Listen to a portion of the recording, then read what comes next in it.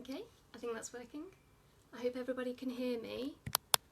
I'll just see.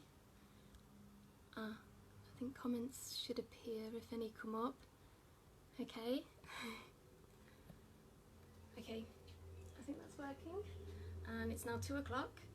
So hello, my name's Ness, and I don't know if you've had a chance to watch my gardening video, but if you have any questions, just feel free to ask. What I'll be doing now is a natural dye video. I was planning to do an indigo dye vat, but it decided it's not going to work. So I've gone to plan B, and what we're doing is turmeric for a yellow, and we're also going to do something really interesting with some tannin. So I'll start with the turmeric. So I've got some fabric.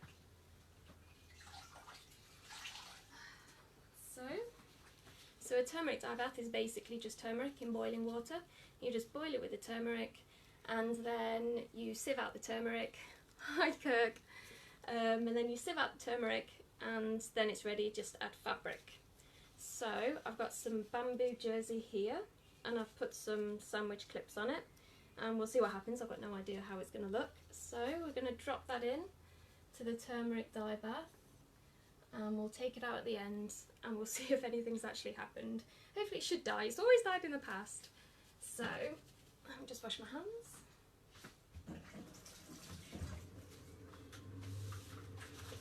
Okay, now we're going to do something with tannin. So I don't know if you know what tannin is. It's powdered gall nuts, which comes from an oak tree, and this is what it looks like when it's boiled up. So it just dissolves in hot water, and you normally treat fabric with this before you do natural dyeing, but it does a really interesting thing. I hope it's going to do a really interesting thing when you mix it with iron.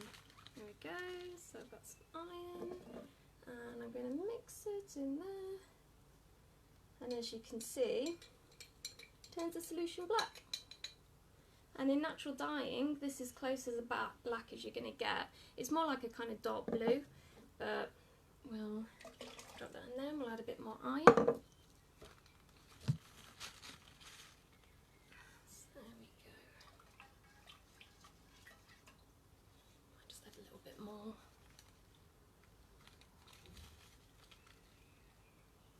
Okay, so that's nice and black now. And I'll get my other bit of fabric.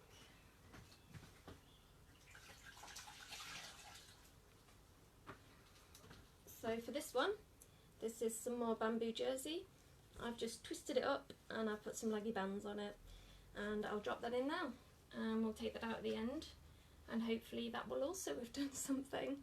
The reason I use these particular dyes is because for most natural dyes you have to treat the fabric before you dye. So, and I haven't had a chance to treat them. It's actually quite a long process to treat them. So for things like silk, for animal proteins, for silk and wool, you need to use an ammonia and salt solution. And for plant fabrics, which are the only ones I really use, you have to treat with tannin, and then you have to use an ammonium salt and a soda ash solution for it afterwards, and it takes a few days to actually prepare the fabrics for dyeing. So the turmeric, this tannin solution, and the indigo, you don't actually have to treat the fabrics first. So that's why I use them. You can dye with almost anything as long as the fabric's been treated. So almost any plant will make a dye. You'll find that any green leaves will most likely make a yellow, but you know, you can get some really interesting colours from dyes. So I've got a few dyes here. Let me show you. Where's my box? There it is. So I get a lot of dyes from a place called Wild Colours. So they're a really good place to get dyes from. So that's logwood. So that's from tree bark. A log, I think it's called I love wood tree. I don't know. It's a tree bark, and it makes a really deep purple colour. So that one's a really nice one. That's my indigo, which hasn't worked. I've fallen out with it. And that's some more indigo. It's cluthering. I've got some more iron and some tannin. Other ones are, a popular one is madder, which makes a nice red. So I do have some madder somewhere. And that's a really popular one. You can also grow it. I grew it one year. Unfortunately, we had a really scorching year. It was a couple of years ago, and the plants actually died. But it will grow in this climate. I actually grew indigo a couple of years ago, and it was growing really well, but I didn't protect it properly over the winter and the frosts killed them off. So I haven't had that much luck growing natural dyes, but you can grow them. I've grown woad. That one grew quite well. So woad is another one like the indigo. You have to dye it in a vat, so you have to dry it down, you have to make it into a powder, and then you have to use a vat to actually use it to dye. And a vat, in case you don't know what it is, you possibly don't, it's a kind of process where if a dye doesn't dissolve in water, it kind of creates an environment where it will allow it to penetrate the fabric, and then when you take it out and expose it to the air, the colour comes through. So after you take fabric out of a dye vat, like an indigo or a woad dye vat, it's actually like a light green, and then over about 10 minutes it will slowly turn to blue, but it makes a really good blue, like a really strong permanent blue. So that's why they're so popular.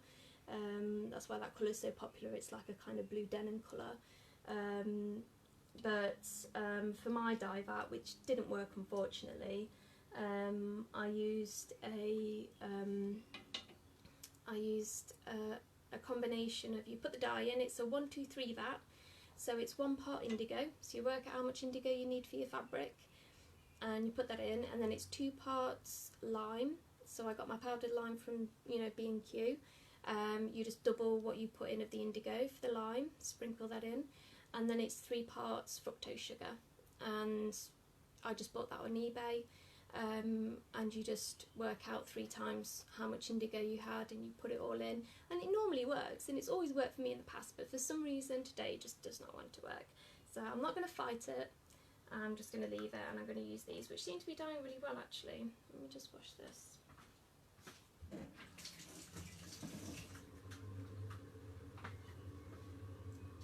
Oh yes, it's coming out nicely.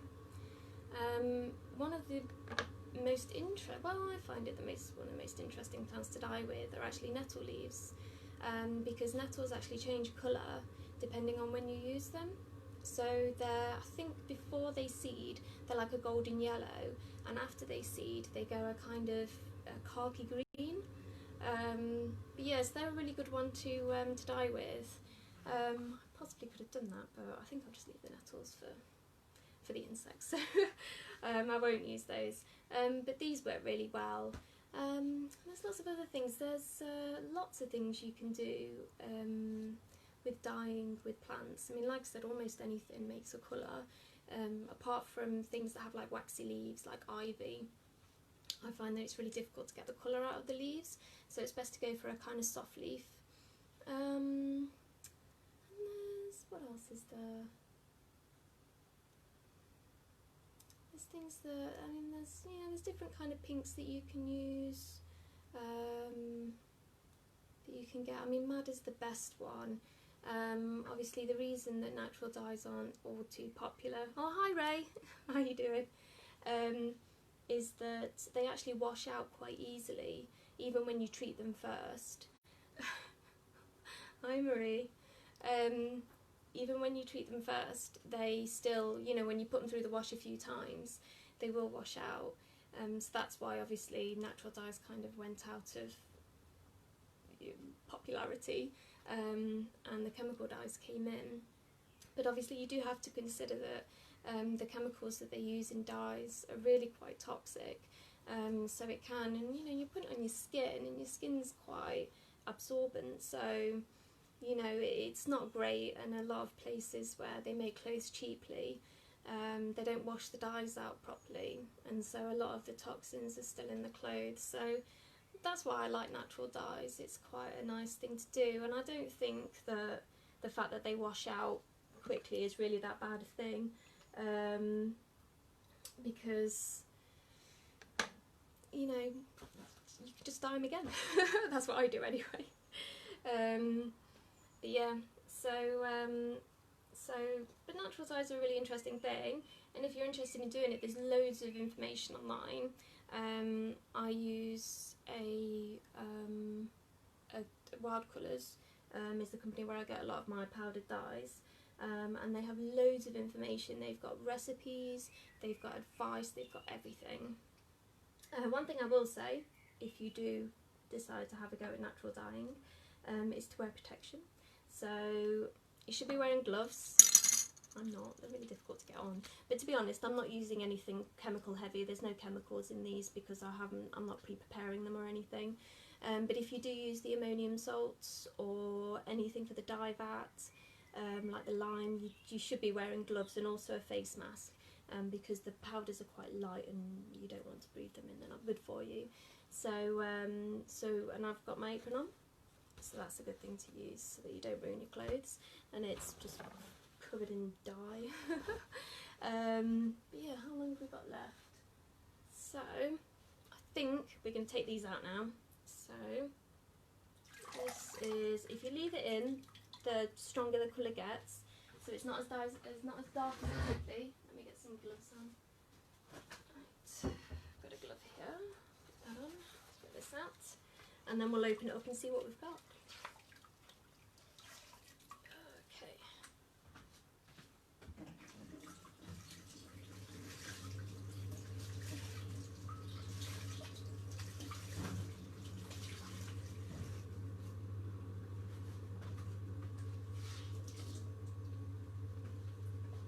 So as you can see, it's not that dark. If I'd left it in overnight, it would be a lot darker, but obviously it's only been in for 10 minutes, but we'll see what it looks like. Ooh, I can already see a difference.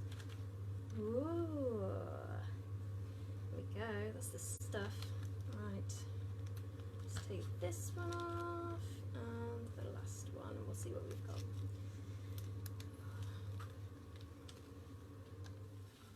Okay, woo! There we go. That's from 10 minutes, just with tannin and iron. And that is quite, this should stay in quite well as well. This shouldn't wash out too easily. So that's really pretty. Okay, that's cool. And then we'll get the turmeric one out. So I'll just quickly wash this.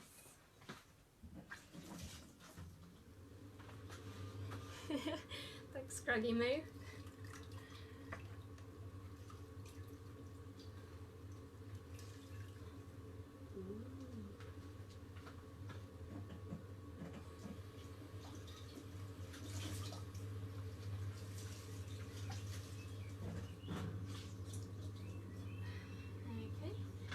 So like I said, I've never actually used these clips before, so we'll see if they're, ooh, look at that. Cool. We'll open that out and see. Ooh. Can you see that? It's just made these kind of crazy curved lines.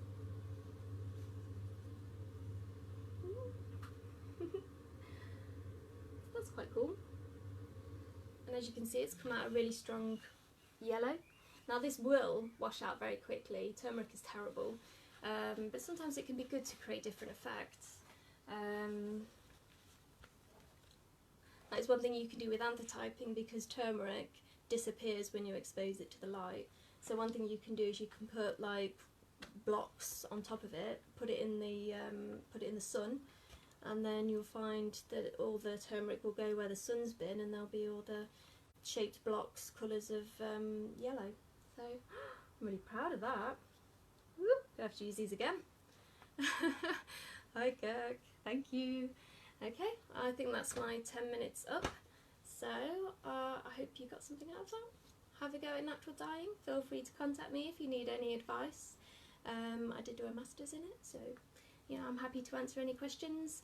And also I recommend that you go to Wild Colours website as well, because it's really good. Thanks, Scraggy Moo. Okay, I'm going to sign off now. Bye.